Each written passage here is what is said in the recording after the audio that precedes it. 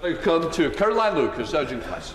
Thank you, Mr. Speaker, to ask the Home Secretary if she'll make a statement on the steps she's taking to find missing, unaccompanied asylum-seeking children and to keep them safe. The rise in small boat crossings has placed a severe strain on the asylum accommodation system. We've had no alternative but to temporarily use specialist hotels to give some unaccompanied minors a roof over their heads whilst local authority accommodation is found. We take our safeguarding responsibilities extremely seriously, and we have procedures in place to ensure all children are accommodated as safely as possible whilst in these hotels. Mr. Speaker, we've no power to detain unaccompanied asylum-seeking children in these settings, and we know some do go missing. Over 4,600 unaccompanied children have been accommodated in hotels since July 2021. There have been 440 missing occurrences and 200 children remain missing. I can assure the House that safeguarding concerns are and will remain a priority for me and for my department. This is horrific, Mr. Speaker. Vulnerable children are being dumped by the Home Office. Scores of them are going missing, and I can tell the Minister there is nothing specialist about these hotels. We are not asking him to detain children. We are asking the Home Office to apply some basic safeguarding so we can keep them safe. Does the Minister know how many have been kidnapped, trafficked, put into forced labour? Where they're living? Are they allowed to leave? Are they in school? Well, he should know, because the Home Office are running these hotels. They've told me they're commissioning everything from social work to security. But what's still not clear is whether they're prepared to take legal as well as practical responsibility.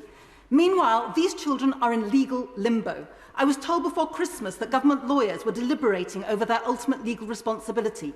We need to know the outcome today. What is it? We need to know why successive Home Secretaries have played into the hands of criminal gangs. The Minister will talk of new money being given to local authorities, but where will they get the foster care capacity? He knows it's in seriously short supply. Brighton and Hove City Council has been raising concerns about the dangerous practice of using these hotels for 18 months. And as the Honourable Member for Hove has made clear on many occasions, and I pay credit to his tireless work on this, it was entirely foreseeable that children were at risk of being snatched, abducted and coerced by criminals. Has the Minister taken up offers of help from charities working with children? What is the response to the migration watchdog's finding that some staff in these hotels were not DBS checked? What role is the Children's Commissioner playing? Why isn't Ofsted inspecting these hotels on a regular basis? Will he commit to publishing regular data on missing children, how long they've been missing, whether they're still missing, when they went missing? Where is the special operation to find the missing children? This feels like the plight of girls in Rotherham, who were treated like they didn't matter, and frankly, it is sickening. And lastly, Mr. Speaker, the use of these hotels must stop. When will that actually happen? Mr. Speaker, the staggering complacency and incompetence from the Home Office is shameful. We need immediate answers, we need an urgent investigation, and we need to ask how many more children are going to go missing before we actually see some action. We will take further steps as required to ensure that young people are safe in these hotels and are not unduly preyed upon by the evil people smuggling gangs which perpetuate the trade.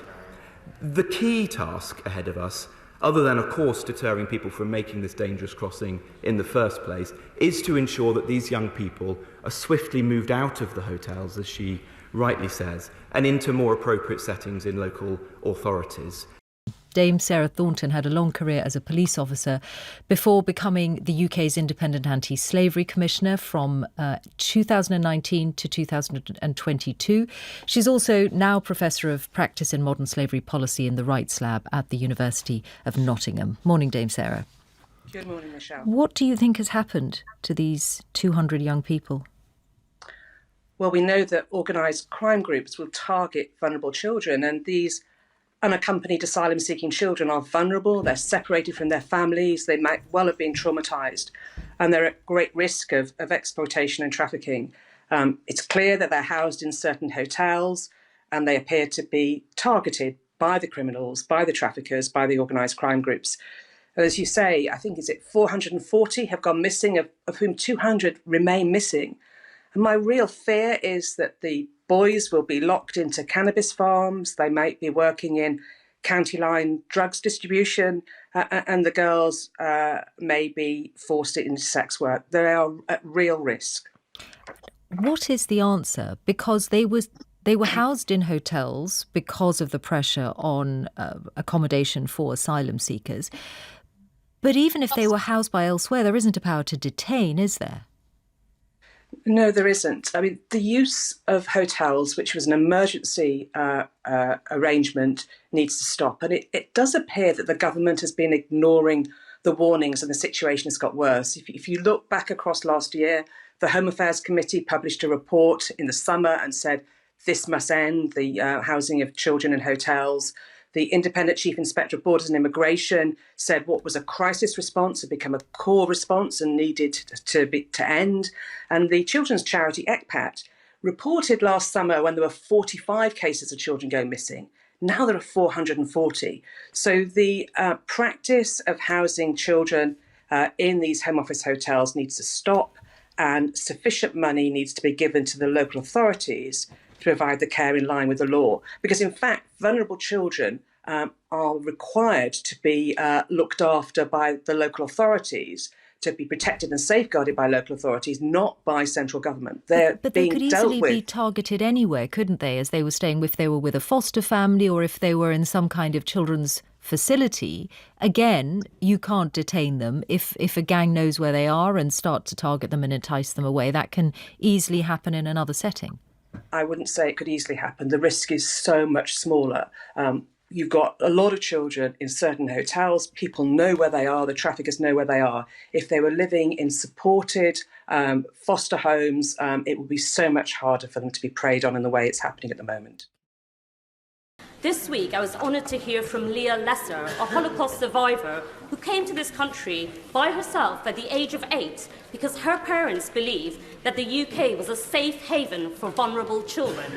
This week, I also read the government's own statistics, which said that there are 200 asylum-seeking, unaccompanied children who are missing from hotels in the UK. Ministers have admitted that they have no idea about the whereabouts of these children. So could I ask the Prime Minister, does he still think that the UK is a safe haven for vulnerable children? Well, Mr. Speaker, the United Kingdom has opened up its hearts and homes to hundreds of thousands of people over the last few years, from Syria, from Afghanistan, from Ukraine, from Hong Kong, and provided refuge and sanctuary to many children in that process. But the reports that we have read about are concerning. Local authorities have a statutory duty to protect all children, regardless of where they go missing from. And in that situation, they work closely with the local agencies, including the police, to establish their whereabouts. And that's why it's so important that we end the use of hotels for unaccompanied asylum seekers and reduce pressure on the overall system. That's what our plans will do. James Dudley.